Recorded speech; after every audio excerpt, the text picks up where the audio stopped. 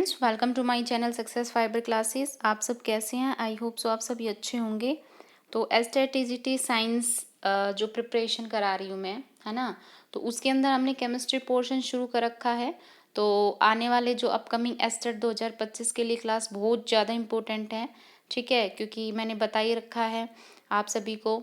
तो एसटेट के जितने भी एस्पिरेंट्स हैं, है ना, जो भी तैयारी कर रहे हो, तो अगर वो फ्री में तैयारी करना चाहते हैं सब्जेक्ट की, तो आप मेरे चैनल को फॉलो कीजिए। मैंने केमिस्ट्री पोर्शन शुरू कर दिया है, ठीक है। पहले भी मैंने ये तैयारी करवा रखी है स्टेट की, तो बहुत सी वीडियो मेरे चैनल पर पड़ी हुई है, आप उन वीडियोस को देख लिए। जो इम्पोर्टेंट टॉपिक्स हमेशा स्टेट में पूछे जाते हैं, उन सब की वीडियोज वहाँ डाली हुई है, आप जाकर वहाँ से पढ़ सकते हैं, ठीक है। और मतलब फ्री ऑफ कॉस्ट है। पहले भी मैंने प्लेलिस्ट बना रखी है, केमिस्ट्री की अलग बना रखी है, फिजिक्स की अलग बना रखी है और बायोलॉजी की अलग बना रखी है। और अब की बार मैं जो करा रही हूँ, अब जो स्टार्टिंग कराया है, वो एसटेट टीजीटी केमिस्ट्री प्लेलिस्ट 2025 के नाम से है। तो आप सर्च कर सकते हैं। उस प्लेलिस्ट में मैंने जो प्रीवियस ईयर क्वेश्चन कराए हैं, अब तक के जो मैंने चैप्टर कराए हैं सारे हैं, तो आप जाके वहाँ पे पढ़ सकते हैं, ठीक है। तो चलिए शुरू करते हैं। चैप्टर नंबर 2 चल रहा था, is matter around us pure, और इसमें हमने कुछ टॉपिक्स कर लिए थे। तो आज हमारा जो टॉपिक रहेगा सॉल्यूशन रहेगा, ठीक है। और शुरू करने से पहले मैं आप लोगों को एक चीज़ बता देती हूँ। देखो, मैं आप लोगों को पढ़ा रही हूँ, ठीक है। तो जो इम्पोर्टेंट चीज़ मैं आपको बता रही हूँ भाई, जो मैं यहाँ पे हाईलाइट करती हूँ, आप उसको ना लिख लीजिए। क्योंकि जितना ज़्यादा देखो आप लिखोगे ना, आपका सब्जेक्ट उतना ही ज़्यादा स्ट्रॉन्ग होता है। और ये मेरा रियल एक्सपीरियंस है, क्योंकि मैंने आप लोगों को बता रखा है कि मेरा एस्टेट क्वालिफाई है, ठीक है। 3 टाइम्स मेरा एस्टेट क्वालिफाई है। अभी भी मैंने एग्ज़ाम दिया था। क्यों दिया था ये मैंने अपनी वीडियो में बता रखा है कि मैंने एस्टेट का एग्ज़ाम क्यों दिया था। साइंस से दे रखा है मैंने, ठीक है। और एक बार मैंने मैथ से दिया था, वो भी मेरा क्वालिफाई है ना। रीज़न मैंने दे रखा है कि इस बार मेरा देने का क्या रीज़न है, ठीक है। और मैं ऑलरेडी गवर्नमेंट जॉब सिलेक्टेड हूँ, मैं गवर्नमेंट जॉब करती हूँ, ठीक है। तो देखो, जितना ज़्यादा आप लिखोगे ना, है ना, चीज़ें आपको उतनी ही जल्दी याद रहेंगी। आप सोच रहे हो कि आपको शॉर्टकट मिलेगा चीज़ें, तो देखो शॉर्टकट नहीं मिलेगी, क्योंकि ये स्टेट का एग्ज़ाम है, ये कोई सीटेट का एग्ज़ाम नहीं है कि आप थोड़ा सा पढ़ोगे तो आपको बहुत काम चल जाएगा। इसमें आपको पढ़ना पड़ेगा, स्मार्ट स्टडी के साथ आपको प्रिपेयर करके चलना पड़ेगा, ठीक है। आपको इसमें ना दोनों ही पोर्शन पे फोकस करना है। आपको इस पे जनरल पार्ट पे भी फोकस करना है, और आपको सब्जेक्ट वाले पार्ट पे भी फोकस करना है, ठीक है। मैं ये नहीं कह रही कि आप सब्जेक्ट में तीनों पार्ट पर फोकस करें। मैंने स्ट्रेटजी आप लोगों को बता रखी है, मेरे चैनल पर स्ट्रेटजी के नाम से भी वीडियो है, तो आप वहाँ जाकर पढ़ देख सकते हैं कि कौन से पोर्शन को आपको स्ट्रॉन्ग करना चाहिए, है ना। भाई बहुत सारे बच्चे होते हैं जो पीसीबी से होते हैं, है ना, तो वो बायोलॉजी इजीली पढ़ लेते हैं। लेकिन पीसीएम वाले बच्चे होते हैं, वो बायोलॉजी को इतना अच्छे से नहीं कर पाते। तो आपको कौन सा सब्जेक्ट आपको स्ट्रॉन्ग करना है, वो सारा मैंने बता रखा है ना। और अब तो जनरल पार्ट इतना इजी नहीं आता है स्टेट के अंदर, तो जनरल पार्ट को भी आपको फोकस करना होगा, ठीक है। और यूट्यूब पे मैंने बहुत सी देखी है, आपको जनरल पार्ट की तैयारी सब करवा रहे, सब्जेक्ट की कोई नहीं करवा रहा है ना। तो इसी चीज़ को देखते हुए मैंने अपने चैनल पर शुरू किया है सब्जेक्ट की प्रिपरेशन। पिछले 1 साल से मैं करा रही हूँ, तो आप पहले की वीडियो भी देख सकते हैं। तो चलिए शुरू करते हैं। सॉल्यूशन कि व्हाट इज़ सॉल्यूशन। देखो सॉल्यूशन क्या होता है, आपको एक चीज़ याद रखनी है सबसे पहला, कि जो सॉल्यूशन होता है ना, ये हमारा कैसा मिक्सचर होता है, होमोजीनियस मिक्सचर, है ना। मिक्सचर क्या होता है कि जिसमें 2 या 2 से ज़्यादा सब्सटेंस इन्वॉल्व होते हैं, ठीक है। अब वो जो 2 या 2 से ज़्यादा सब्सटेंस को जब हम मिक्स करते हैं, तो उनका जो होमोजीनियस मिक्सचर होता है, अब होमोजीनियस हेट्रोजीनियस ये मैंने आपको लास्ट क्लास में समझाया था।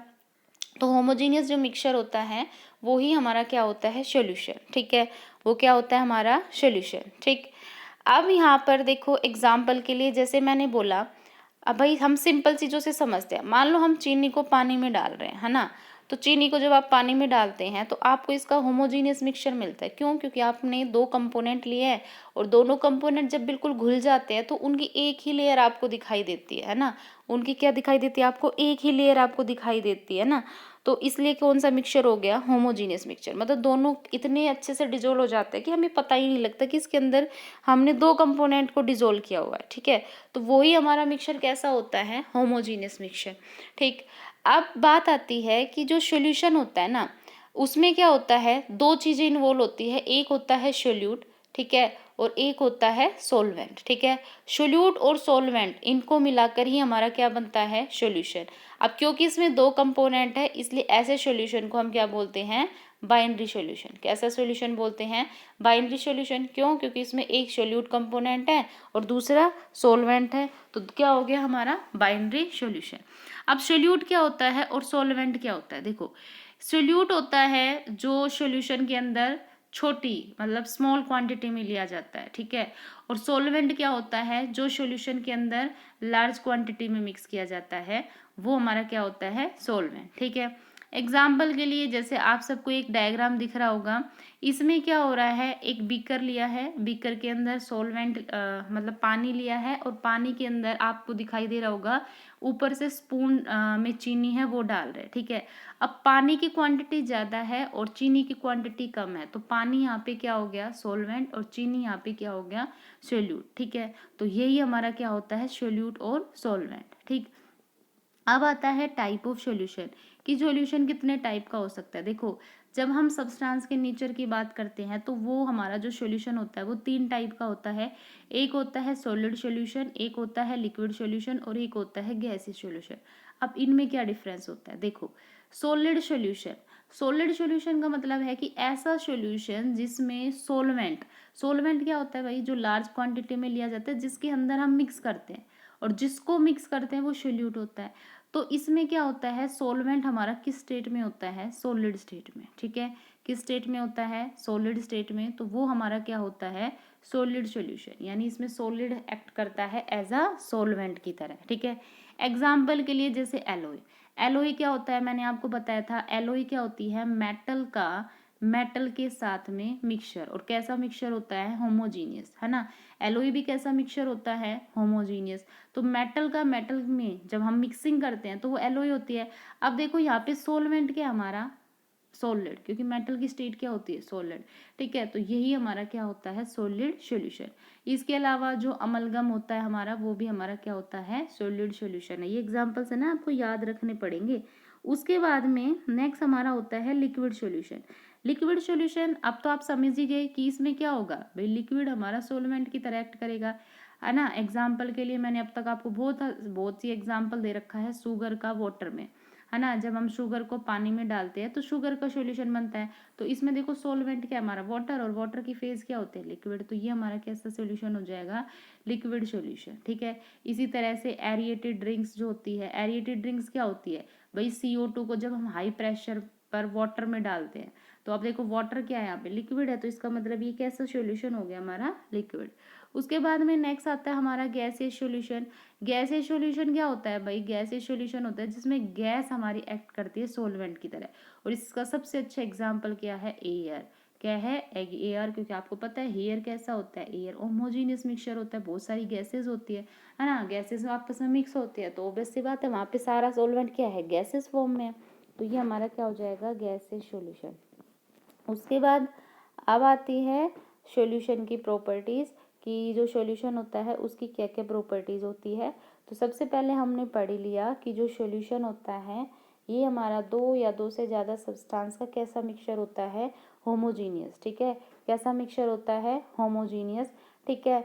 अब इसमें क्या होता है, अब हमने क्या बोला कि सॉल्यूशन में क्या होता है भाई, सोल्यूट को हम सोलवेंट के अंदर डालते हैं, ठीक है। तो सोल्यूट क्या होता है, सोलवेंट के अंदर कंप्लीट मिक्स हो जाता है, उसमें सोल्यूट के पार्टिकल्स आपको दिखाई नहीं देते, ठीक है। तो इसका मतलब क्या हो गया कि यहाँ पे हम सोल्यूट और सोलवेंट के बीच में हम डिफ्रेंशिएट नहीं कर पाते, है ना। जो सोल्यूट के पार्टिकल्स होते हैं वो हमें दिखाई नहीं देते, तो सोल्यूट का पार्टिकल्स का जो साइज होता है वो कैसा होता है, वो बहुत छोटा होता है, और इतना ज़्यादा छोटा होता है कि हम उनको अपनी नेक्ड आई के थ्रू नहीं देख सकते।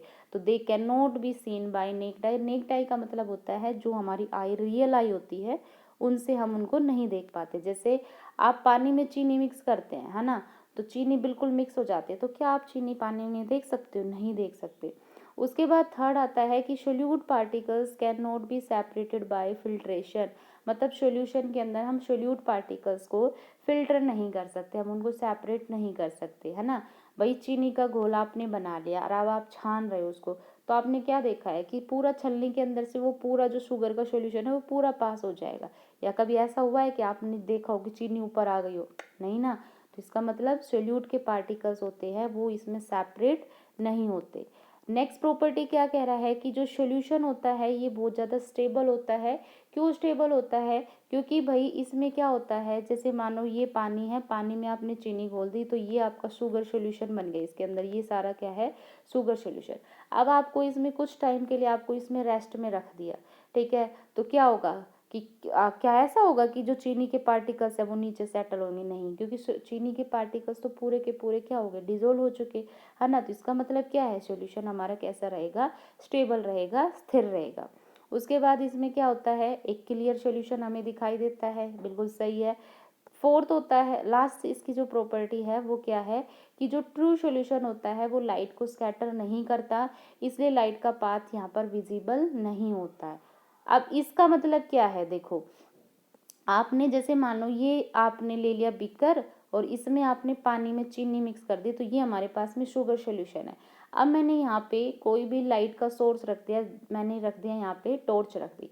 अब आपने एक फिनोमेना पढ़ा होगा कि हम कोई भी चीज़ को देख पाते हैं बाय रिफ्लेक्शन, बाय स्कैटरिंग, ठीक है। अब देखो यहाँ से लाइट की रे आ रही है, ठीक है, ये क्या आ रही है? लाइट की रे। अब यहाँ पर भाई जब इसके अंदर कोई सोल्यूट का पार्टिकल है ही नहीं, तो क्या ये लाइट की रे है यहाँ पर रुक पाएगी? नहीं रुक पाएगी, वो सीधी क्या होगी? पास हो जाएगी। क्यों?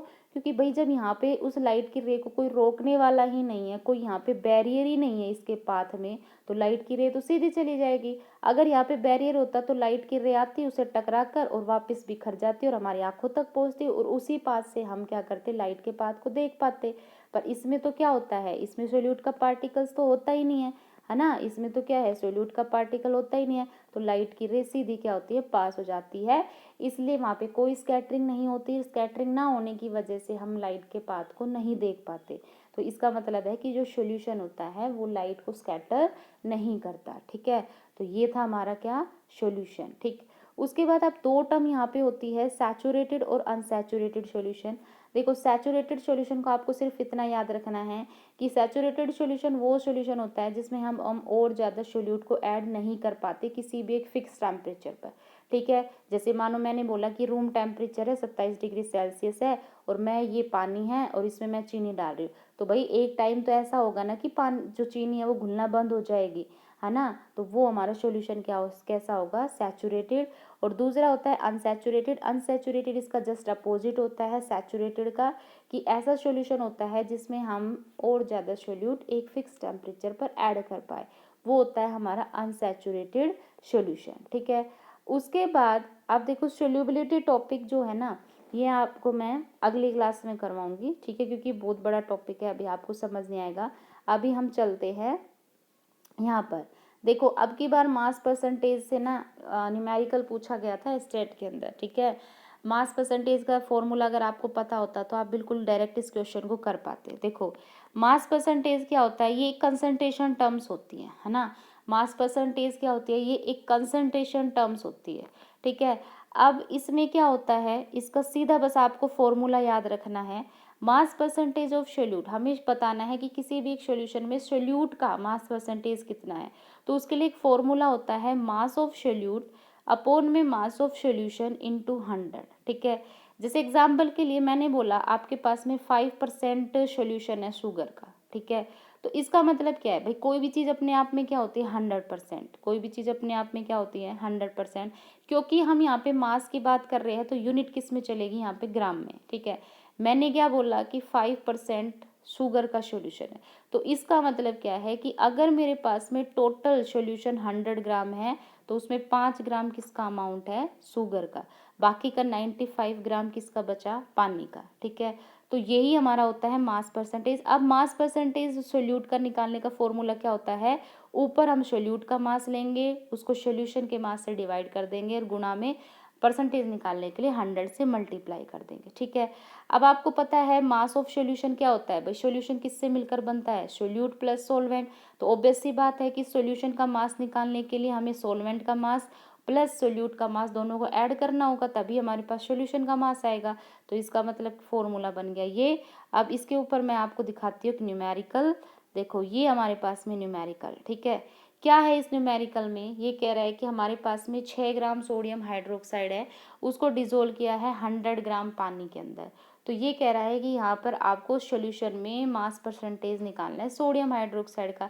अब आपको इतना तो पता चल गया कि इसमें सोल्यूट क्या है, सोलवेंट क्या है, क्योंकि मैंने बताया था कि सोल्यूट कम क्वांटिटी में होता है और सोलवेंट हमारा ज़्यादा क्वांटिटी में होता है। तो 100 ग्राम लार्ज नंबर है और 6 है वो स्मॉल नंबर है, तो ऑब्वियस सी बात है ये हमारा क्या हो गया, सोलवेंट, ठीक है। और ये क्या हो गया हमारा, सोल्यूट, ठीक। अब रिगेन करो कि हमने फॉर्मूला क्या पढ़ा था मास परसेंटेज ऑफ सोल्यूट का निकालने के लिए, mass of solute upon mass of solution into 100।